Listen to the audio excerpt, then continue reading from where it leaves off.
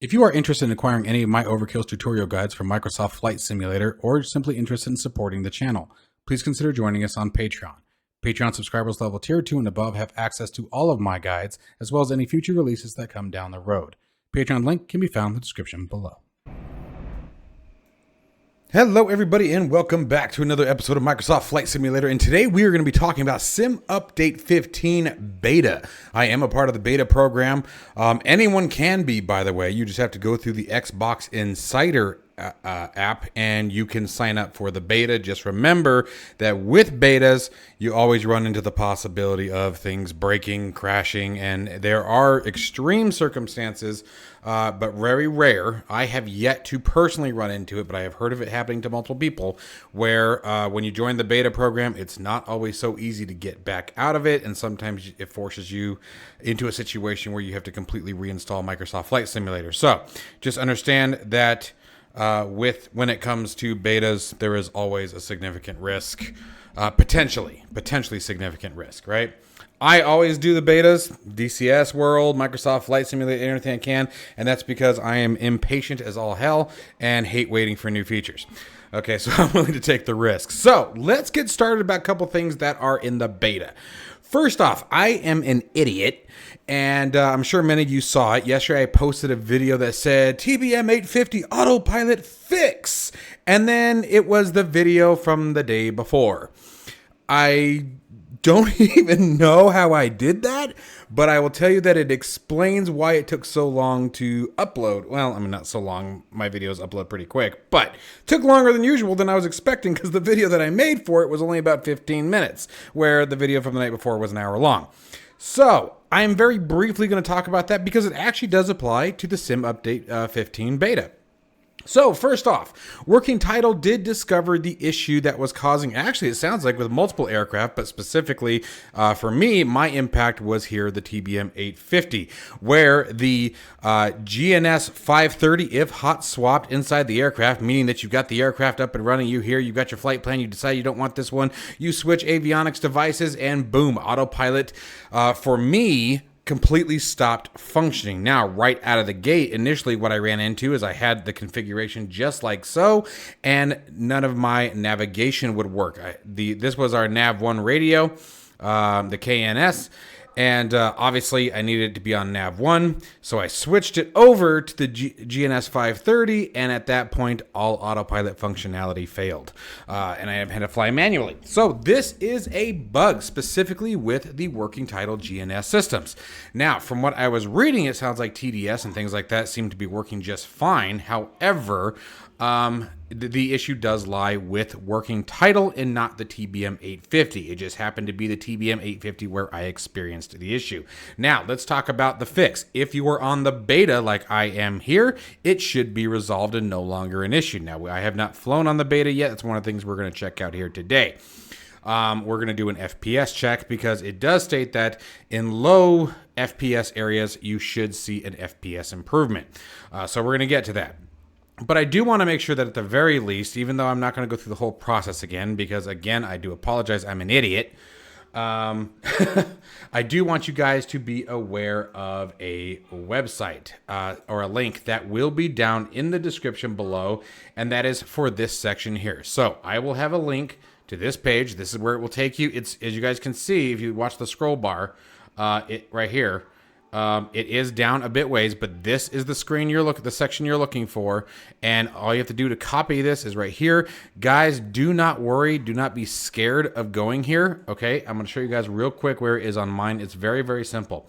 So the easy way to do it that I find is most of us have usually shortcuts to your community folder. Just back up one, go to packages. Okay, so wherever your community folder lies, instead you're going to go to official. Let me just bring this down just a hair. Make sure you guys can still see that good. All right, one store, and then we're going to find Working Title. You can just hit W to get down there. Working Title, and I believe it is Working Title GNS. Is that right? Working Title Instruments Garmin GNS. That's what it is. All right, HTML UI, Pages, V Cockpit, Instruments, Nav Systems, GPS, W Working Title 530, and here's what I did. So this is the file in question right here. Before I make any changes to it, I simply right-clicked on it, went to copy, and pasted it in here so it created this file here. That way, if you are someone who is uneasy or nervous or doesn't like messing with these config files, you simply, if you break the crap out of it and you have all kinds of problems, and I'll give you guys a quick tip on that in just a minute, you would simply delete this file, the one that you edited, click on this one just once so it brings it up, back everything out to right there, hit enter, and restart your sim. It'll be good to go back in the condition that it was in.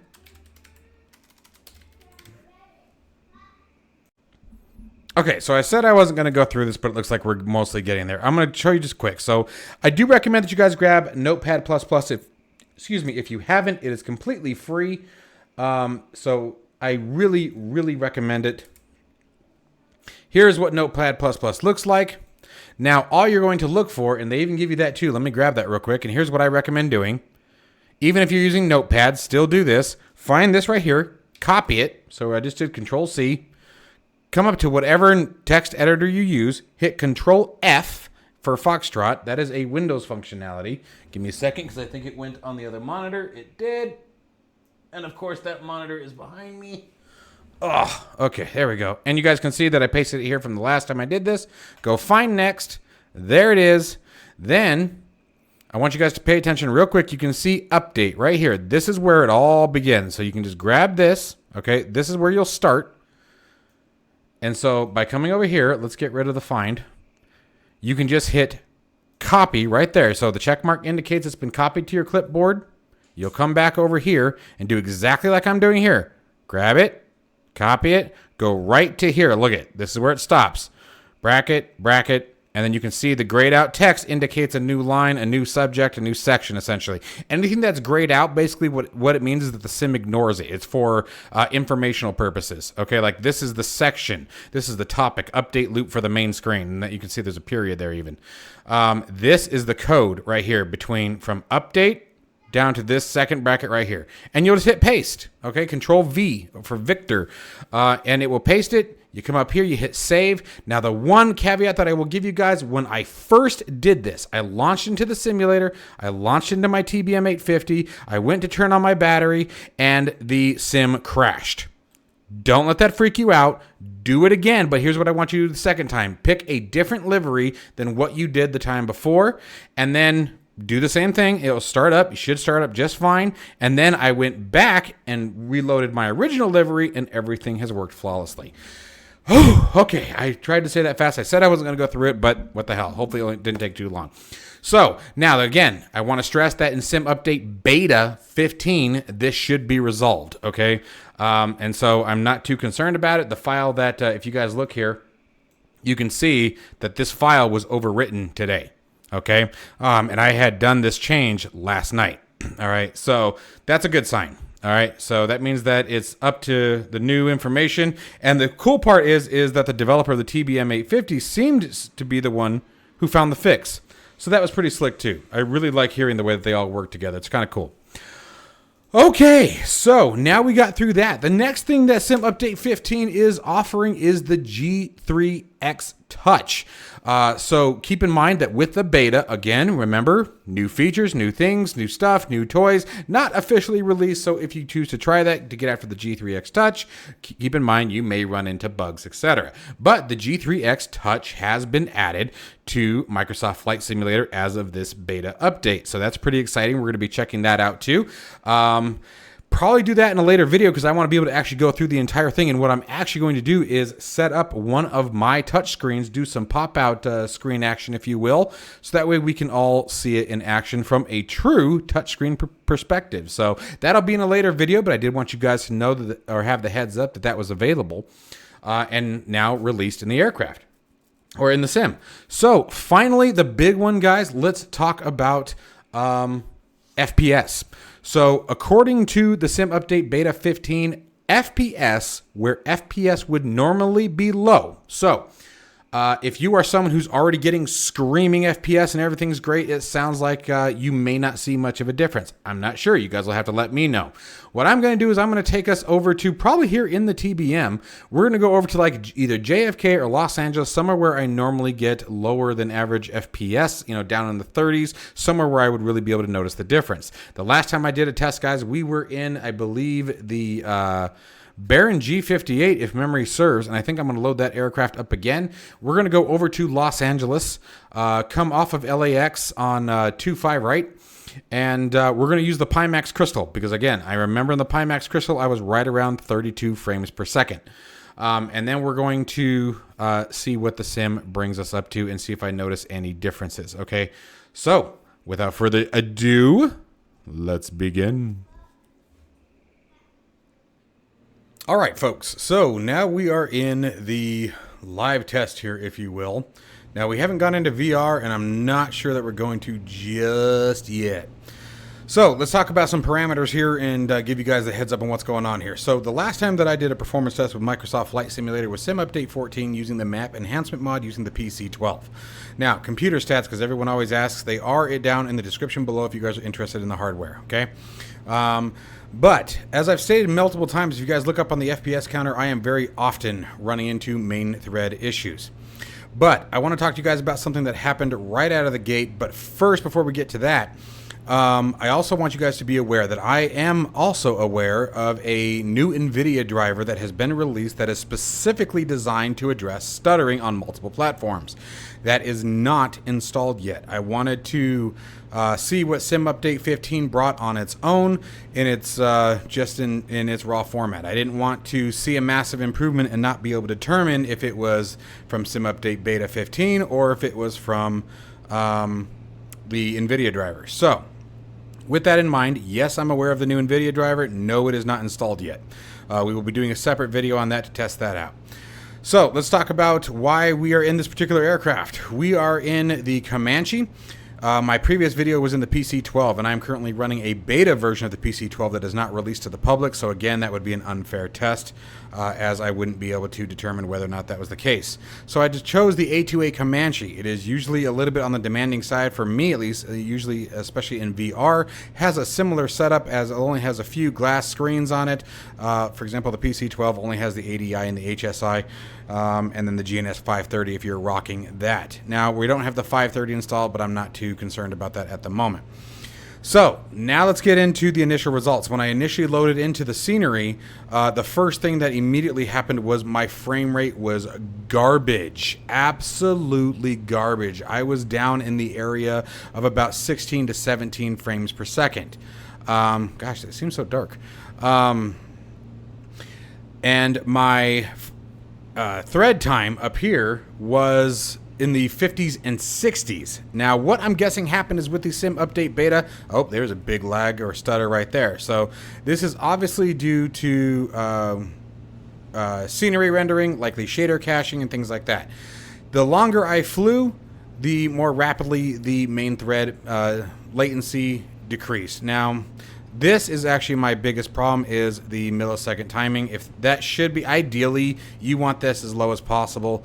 For example, with like the 5800 X3D, a lot of people are seeing like between 10 and 15 milliseconds, which is why they get a significant boost in performance. One thing I will also say right off the bat that I am noticing, though, is that normally this is just solid red. And as you guys can see, I'm getting more yellow than red, which is better and usually indicates a better frame rate. Now, or at least a more stable frame rate, I should say. If you guys notice, I am getting some very serious stutters, though. And so we're going to check something out here because I do believe I have rolling cache disabled. And I am using strictly my internet speed. Now, my internet speed is a gigabyte speed, so I get a gigabyte download-ish. Usually it's between anywhere from 700 to 960 megs per second, so it really just depends. But if we go to data, rolling cache should be off. It is indeed. So yeah, we're using just the internet. So that could be some of the lagging that we are seeing and not so much performance as it could be a rendering issue. I have not done a speed test in quite a while, so I'm attributing some of that. What I'm interested in is FPS, as they stated that with In areas that you normally get low FPS, you should see an increase or may see an increase. But unfortunately, I'm guessing because of the main thread limitation, I am seeing about what I was getting before. However, again, I want to stress that I am seeing more yellow than red. In my previous video of an enhancement test, this was all red. And it was just constantly red, red, red, red, red. So that's a good thing. That is a good thing. The other thing that I will tell you is that my initial launch was in the Baron G58 as we initially discussed, but it was glass cockpit. As you guys know, it carries the G1000 avionics suite in Microsoft Flight Simulator. The coherent draw, which was specifically, if memory serves, around the glass cockpits from working title. That latency was significantly reduced. At no point did I see it red. At no point did I see it impacting. However, I switched over again to the Comanche as it was a fair comparison for my knowledge and for my benefit to what I previously used before. As far as turning my head and everything like that, no stuttering, no lagging going on, which is what makes me think that the sudden lags and spikes that you guys are seeing has to do with the scenery being loaded in. But once the scenery is loaded in, everything does seem to be very, very smooth. So our final test here for right now is we're going to check it out with the Pimax Crystal. So give me just a minute. I will be right back with you guys, and we'll switch over to the Crystal. All right, so here we are in the Crystal, you guys. Now, I know you guys can't see the frame rate counter. I know it's got to be cut off, and it has to do with the resolution of the Crystal. But I can tell you guys right now that I'm actually incredibly surprised at what I'm experiencing. I can't even... This is me adjusting the headset. I'm sorry, guys. I can't even fathom what the difference is. But I kid you not, it is smoother in the Crystal than it is in 2D. I have not seen a single ounce of stuttering. As you guys see me turn my head, hopefully it is smooth on the recording. Obviously I can't see, but it is absolutely smooth in the sim. Like, this is phenomenal. So it makes me wonder, like I said, I can't even imagine what would change the performance in VR but not in 2D, or maybe the limitation that I'm experiencing in 2D isn't a limitation in VR. I don't know. I really don't. But I have never been able to fly this low with the graphic settings what they are in LA. Let's check the VR settings, actually. Let's do that. I haven't looked at that, so hopefully this looks okay for you guys. So we do have DLSS enabled, so that's part of it. Oh, crap. Uh-oh. Okay, so there's all the settings. We're basically on ultra. Couple highs, but yeah, dude. This is... I've never had this smooth of experience. Now, let's go ahead and test this. Let's switch this to TAA. I am dying to find out. I'm going to kick it up to 100%. Now, I bet this puts it at a crawl. I really do, but let's find out. Uh-oh, something made it mad. I think the sim just crashed. Yep, it did. And that happens to me before when I switch it while I'm in VR. I should have come out. All right, so let me reset it and I'll be right back. All right, guys. So quick update here. TAA was a terrible idea. Absolutely, that was not good. So let's talk about what I've got set up here.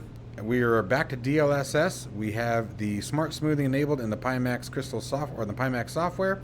As you can see, I've added a pretty intense weather system. I do have the FPS counter up for OpenXR, but I want you guys to use that carefully, as I have heard that it is not the most reliable. So just keep that in mind. It's not always on. Now, smart smoothing, motion reprojection, all that would indicate that as you're seeing 27, basically with that enabled, you want to double that number, and that's the actual frame rate that I'm experiencing inside the headset for the most part. But this is the best, as I said earlier. It's the best performance that I've ever seen inside the Crystal in any freaking aircraft over a city like LA or New York or somewhere like that. Like, I don't normally fly to the big areas when I'm in VR, and especially this low, because normally it just ruins the gameplay. I can't play. I can't enjoy it. So anyways, guys, let me know what your thoughts down below are. Remember, this is a beta, so everything you've seen is subject to change. But for VR, I've absolutely noticed a performance in smoothness and the resolution. I don't know if I showed you guys, but if we go into the... I can't remember if we showed you, so I'm just going to touch on this again. You can see there's the display resolution per eye. We are at maximum for the Crystal. So it's at 100%. of its native resolution and working absolutely beautiful. Anyways, folks, as always, stay safe and healthy. Leave your comments below. Look forward to talking to you guys, and I'll see you in the next one.